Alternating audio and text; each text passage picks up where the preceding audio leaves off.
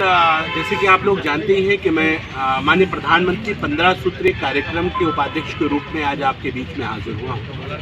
मेरा 2 दिवसीय प्रवास ये आपके यहाँ उधम सिंह नगर में रहना है और दो दिन के प्रवास पे बहुत सारी योजनाएं जो अल्पसंख्यक समाज के उत्थान के लिए माननीय प्रधानमंत्री जी के जो नए 15 सूत्र हैं जिसमें अल्पसंख्यक समाज की अपलिफ्टिंग के लिए हम लोग कार्य कर रहे हैं, उन कामों के निरीक्षण के लिए मैं यहाँ हाजिर हुआ हूँ। यहाँ पे अगर देखा जाए तो अभी एक कुंडा में एक राजकीय इंटर कॉलेज है जो 1 करोड़ 8 लाख की लागत से अभी उसमें काम चल रहा है, तो उसका निरीक्षण हमने अभी किया और वो काम क्योंकि कोरोना की वजह से उनका कहना था कि थोड़ा सा डिले हुआ है। उन्होंने कहा है कि वो विदिन 2 मंथ्स उसे रेडी करके बच्चों के लिए जो हमारा कॉलेज है उसे हैंडओवर कर देंगे। जैसे कि आपने कहा सबका साथ सबका विकास, तो सर वहीं क्या सरकार की नीतियाँ कुछ चेंज नहीं दिखती? जब सरकार कोई नियम बनाती है तो जैसे CAA NRC लेकर आई तो वहाँ पर सरकार ने कहा कि जो मुस्लिम को छोड़कर बन्नी वर्ग हैं वो शरणार्थी हैं और जो मुस्लिम अगर आए हैं यहाँ पर तो वो घुसपैठी हैं। तो सर यहाँ सरकारी कथनी करने में कुछ अंतर नहीं दिखता? बिल्कुल नहीं है। मेरी पार्टी में माननीय त्रिवेंद्र सिंह रावत जी जो इस प्रदेश के मुख्यमंत्री हैं, जो वो एक योजना लॉन्च करते हैं अटल आयुष्मान योजना, तो वो ये नहीं देखते ये कांग्रेसी मुसलमान है, वो ये नहीं देखते ये फला पार्टी का फला धर्म का आदमी है, फला जाति का आदमी, ये पहाड़ का है, ये प्लेन का है, ये और जगह होता होगा।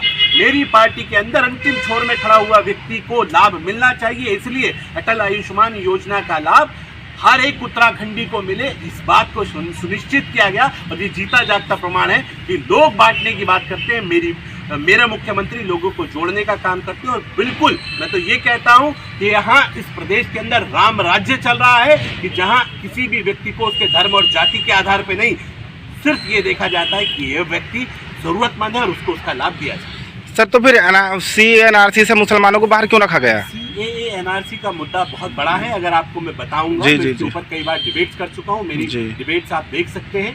मैं लगातार हिंदुस्तान में रहने वाला कोई भी व्यक्ति शरणार्थी नहीं है। वो लोग जो बांग्लादेश से आए घुसपैठिए वो लोग, अब आप यहाँ पैदा हुए तो आप यहाँ की शरणार्थी थोड़ी हो। तो सर हिंदू और बौद्ध और क्रिश्चियन कैसे नहीं हुआ सर? धर्मशाला थोड़ी है जी जी बिल्कुल। सऊदी आपका नाम क्या है? मोहम्मद आसिफ साहब, आप सऊदी अरब जाते हैं जी, आप सऊदी अरब जाते हैं, मक्का मदीना में आपकी आस्था है, आप वहाँ जाके रह सकते हैं क्या? रुक सकते हैं आप वहाँ? आपकी नेशनलिटी मिल सकती है? नहीं मिलेगी। क्यों?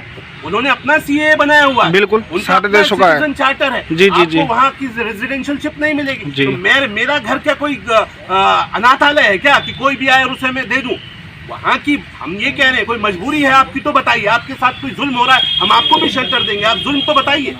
वहाँ यहाँ हम बाहर से पाकिस्तान से आने वाले लोगों की इतनी चिंता हम कर रहे हैं, अभी तो अपने यहाँ हिंदुस्तान में इतने लोग परेशान हैं, उनकी चिंता कर लेनी चाहिए। अगर ये सरकारें जो CAA के विरोध में जो नाटक ड्रामेबाजी लोग कर रहे थे, अगर वो इतनी चिंता हिंदुस्तान की वो 70 60 साल 65 साल हुकूमत में रहे, इतनी चिंता हिंदुस्तान के लोगों की मुसलमानों की कर लेते तो आज मुसलमानों का हालात दलितों से बदतर ना हो। एग्रेसिव रहा है BJP, लेकिन जब उम्मीदवारी या दावेदारी की बात आती है तो फिर वो पीछे कर दिया जाता है। तो क्या इस पे आगे BJP कुछ बेहतर परिणाम देगी इस बार अगले विधानसभा चुनाव में?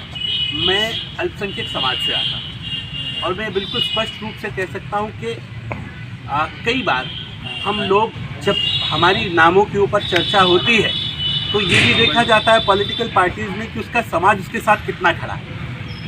माइनॉरिटी अल्पसंख्यकों को इतनी बुरी तरह से भ्रमित किया हुआ है और हम तो ये कह रहे हैं कि हमारा हक और ज़्यादा हो जाता है जब आप वहाँ आके खड़े होते हैं, हमारी आवाज़ और ताकतवर बन जाती है। जो अल्पसंख्यक समाज के लोग हमारे साथ पार्टी के साथ जुड़ते हैं, लेकिन लोग बाग उन्हें डरा के रखते हैं कि भारतीय जनता पार्टी आएगी खा जाएगी। आज देखिए प्रधान से प्रधानमंत्री हमारा, कहीं अल्पसंख्यक समाज को कोई दिक्कत नहीं हो रही है। आज भी वो अपने कारोबार को वैसे ही कर रहा है जैसे वो करता था।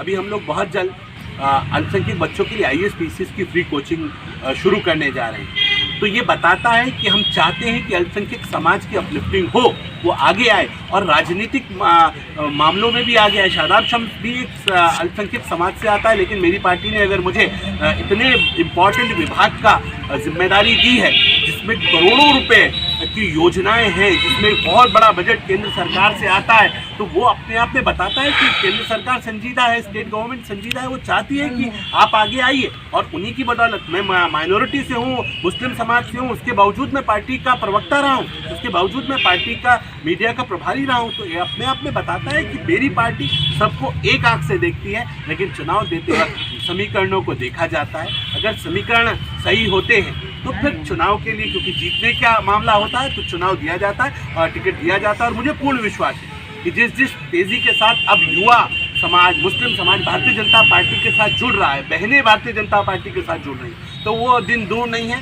कि यहाँ भारतीय जनता पार्टी में मुसलमानों को, माइनॉरिटीज़ को, अल्पसंख्यक समाज को उनकी तादाद के हिसाब से बराबर किया जाए।